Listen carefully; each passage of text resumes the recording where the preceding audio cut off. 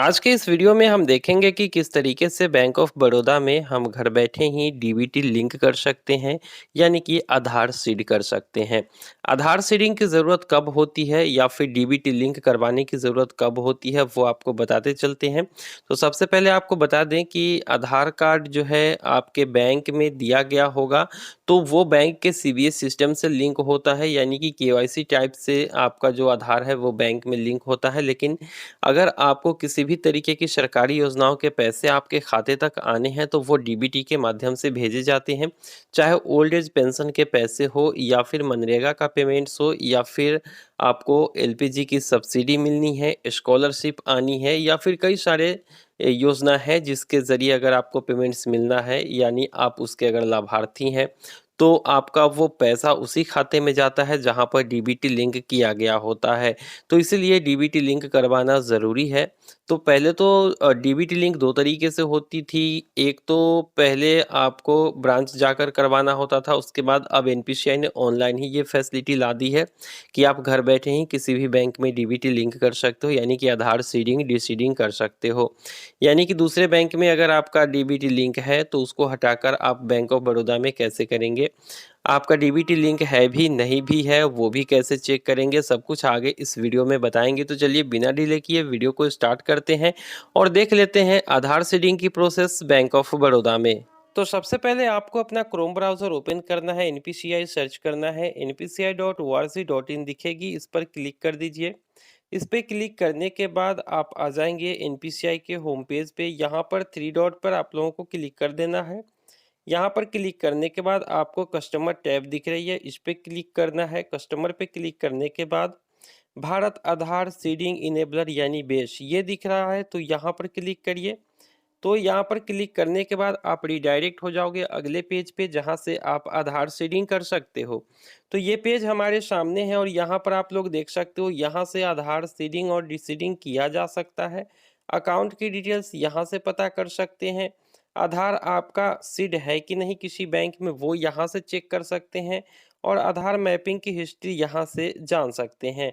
अगर आपने आधार सीडिंग के लिए रिक्वेस्ट दिया है तो उसकी स्टेटस यहाँ से चेक करी जा सकती है। तो सबसे पहले तो हमें जानना चाहिए कि हमारा आधार कार्ड कहीं पे मैप है कि नहीं है, और है तो किस बैंक से है, और अगर नहीं है तो हम आधार सीडिंग तो कर ही लेंगे। तो सबसे पहले हमें चेक करना है, तो इसीलिए आपको पहले आधार मैप स्टेटस यहाँ पर दिख रही है, इस पर क्लिक कर देना है।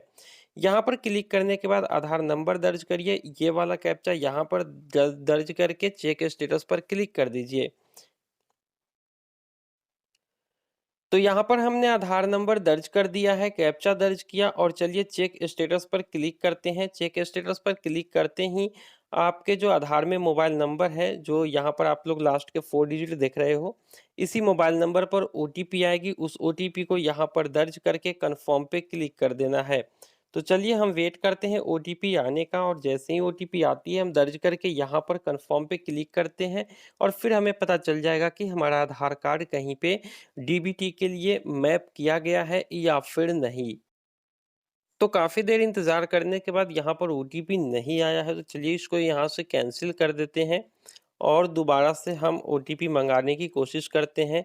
तो यहाँ से हमने कैंसिल कर दिया है और चलिए एक बार फिर से यहाँ पर 3 डॉट पे क्लिक कर देते हैं ऊपर में, और उसके बाद आधार मैप स्टेटस पर क्लिक कर देते हैं। फिर से आधार नंबर दर्ज करते हैं और देख लेते हैं कि इस बार ओटीपी आता है या फिर नहीं। तो एक बार फिर से हमने यहाँ पर दर्ज कर दिया है अपना डिटेल्स, चेक स्टेटस पर क्लिक करते हैं। एक बार फिर से बताया गया है कि ओटीपी जो है आधार की तरफ से यानी यूआईडीआई की तरफ से हमें भेजा गया है, और इस बार जो है वो ओटीपी आ चुका है। तो चलिए हम यहाँ पर ओटीपी दर्ज करते हैं और यहाँ पे कन्फर्म पे क्लिक करते हैं। कन्फर्म पर क्लिक करने के साथ ही आप लोग देख सकते हो कि हमारा आधार कार्ड जो है वो मैप किया गया है स्टेट बैंक ऑफ इंडिया से, और ये डीबीटी के लिए इनेबल भी है।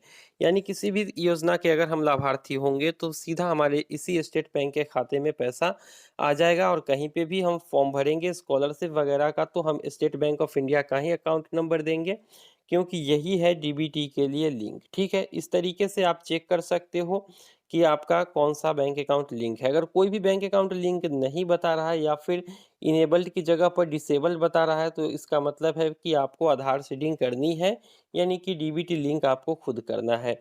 तो इसके लिए अब आप चलिए यहाँ पर होम पेज पे क्लिक करते हैं, होम वाले आइकन पे, और आ जाते हैं होम पे, और यहाँ पर आधार सीडिंग और डिसीडिंग की प्रोसेस देख लेते हैं। तो यहाँ पर सबसे ऊपर वाले ऑप्शन को सेलेक्ट करिएगा। चलिए यहाँ पे कंफर्म करते हैं, और सबसे पहले यहाँ पर अपना आधार नंबर दर्ज करिएगा। उसके बाद सीडिंग की डिसीडिंग, ये दो ऑप्शन है। तो अगर आपका कोई और बैंक में लिंक है और उसको अगर आप हटाना चाहते हैं तो डिसीडिंग क्लिक करिए, और बैंक सेलेक्ट करके आप डिसीड कर सकते हैं। लेकिन अगर आपको बैंक बदलना है तो फिर आप सीडिंग वाले ऑप्शन को ही सेलेक्ट करेंगे, या फिर अगर कहीं पे लिंक नहीं है, पहली बार लिंक करना है, तो भी आपको सीडिंग वाले ऑप्शन को ही सेलेक्ट करना है। तो चलिए सबसे पहले आप ऊपर में अपना आधार नंबर दर्ज करिए, सीडिंग वाले ऑप्शन को सेलेक्ट करिए, और उसके बाद बैंक सेलेक्ट कर लीजिए। जैसे बैंक ऑफ बड़ौदा में करना है तो बैंक ऑफ बड़ौदा हमने सेलेक्ट कर लिया है। अब यहाँ पर तीन ऑप्शन है फ्रेश सीडिंग का, यानी कि कहीं पे अगर लिंक नहीं है तो पहले ऑप्शन को चुनिए, और अगर उसी बैंक के दूसरे खाते में करना है आपको लिंक तो दूसरे ऑप्शन को, और अगर बैंक बदलना है, जैसे मान लो आपका एसबीआई में है और बैंक ऑफ बड़ौदा में शिफ्ट करना है डीबीटी, तो तीसरे ऑप्शन को सिलेक्ट करना है, ठीक है। और दूसरा ऑप्शन उसके लिए है जैसे जिसका बैंक ऑफ बड़ौदा में है और बैंक ऑफ बड़ौदा के ही दूसरे खाते में लिंक करना चाहते हैं, तो उनके लिए दूसरा ऑप्शन है, और जिनका कहीं पर भी लिंक नहीं है उनके लिए पहला ऑप्शन है, ठीक है। तो यहाँ पर अपना आधार नंबर दर्ज किया सबसे ऊपर में, उसके बाद सीडिंग वाले ऑप्शन को सिलेक्ट किया, बैंक सेलेक्ट किया, और उसके बाद जो है फ्रेश सीडिंग हमने सिलेक्ट कर दिया। अब बैंक ऑफ बड़ौदा में अगर हमको करना है सीड, तो बैंक ऑफ बड़ौदा का अकाउंट नंबर यहाँ पर दीजिए, दोबारा से उसी अकाउंट नंबर को देकर टीएनसी को एक्सेप्ट कर लीजिए, और नीचे की तरफ जो कैप्चा यहाँ पे दिख रही है उसको यहाँ पे दर्ज करके सबमिट कर दीजिए।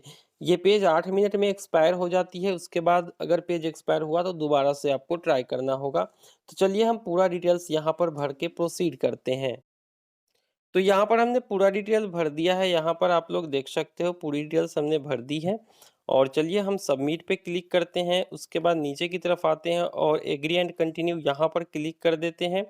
इसके बाद जो है आप देख सकते हो रिक्वेस्ट में एरर आ चुका है। एरर आने का कारण है कि हमने गलत रिक्वेस्ट डाली थी। तो चलिए दोबारा से हमें ये रिक्वेस्ट डालना होगा, लेकिन ये पेज यहाँ पे एक्सपायर हो रहा है, तो थोड़ा देर वेट करते हैं और दोबारा से हम आपको ट्राई करके दिखा देते हैं।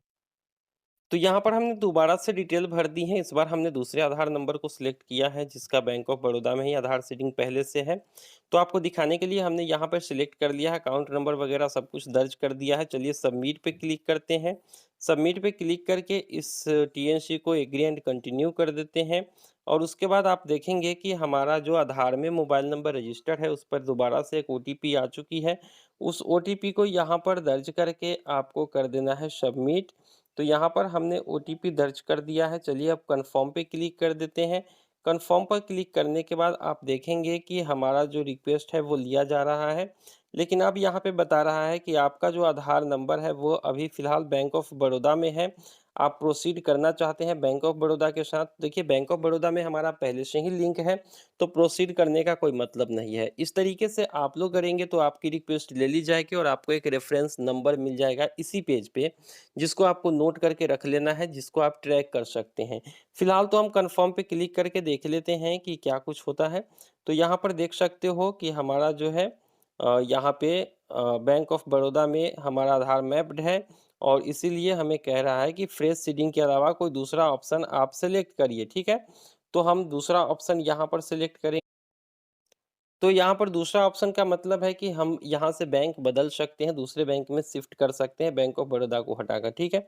तो यहाँ पर आप लोगों की रिक्वेस्ट तो ले ली जाएगी, रेफरेंस नंबर मिलेगा, उसको कैसे ट्रैक करेंगे तो वो भी बता देते हैं। ओके कर लेते हैं यहाँ पे। फिर से आपको यहाँ पर थ्री डॉट पे क्लिक कर देना है ऊपर में, और यहाँ पर रिक्वेस्ट स्टेटस चेक पे सबसे नीचे में क्लिक कर देना है। उसके बाद आपने कैसा रिक्वेस्ट दिया है, सीडिंग का दिया है तो सीडिंग सेलेक्ट करिए। किस तारीख को दिया है वो आप सेलेक्ट कर लीजिएगा। फ्रेश सीडिंग का दिया था या फिर बैंक बदलने का या फिर उसी बैंक के दूसरे अकाउंट में ले जाने का, तो वो यहाँ से आप तीनों में से आप सेलेक्ट कर सकते हो। उसके बाद जो रेफरेंस नंबर आपको मिला है वो यहाँ पर दर्ज करिएगा, और उसके बाद यहाँ पे कैप्चा दर्ज करके चेक स्टेटस पर क्लिक करेंगे तो फिर आपको बता देगा कि आपकी आधार सीडिंग हुई है या फिर नहीं हुई है। अगर नहीं हुई है तो किन कारणों से नहीं हुई है। अगर आपका डेट ऑफ बर्थ मिसमैच हो जाता है आधार कार्ड से, पैन कार्ड से, तो फिर आपका ये सब दिक्कत आ जाता है, डीबीटी लिंक नहीं होता है। तो इसलिए आप रिक्वेस्ट का स्टेटस चेक पे क्लिक करके स्टेटस भी जान सकते हैं। वैसे 24 घंटे से 48 घंटे के अंदर आपकी डीबीटी लिंक हो जाएगी, अगर किसी भी तरीके की इशू आपके नेम, डेट ऑफ बर्थ में नहीं है तो मुझे उम्मीद है कि इस वीडियो के देखने के बाद आपने भी बैंक ऑफ बड़ौदा में अपना डीबीटी लिंक कर लिया होगा। किसी और तरह की दिक्कत अगर आती है तो वो आप कमेंट सेक्शन में लिखेंगे, और मिलते हैं किसी नई वीडियो में। दीजिए इजाज़त। Thank you.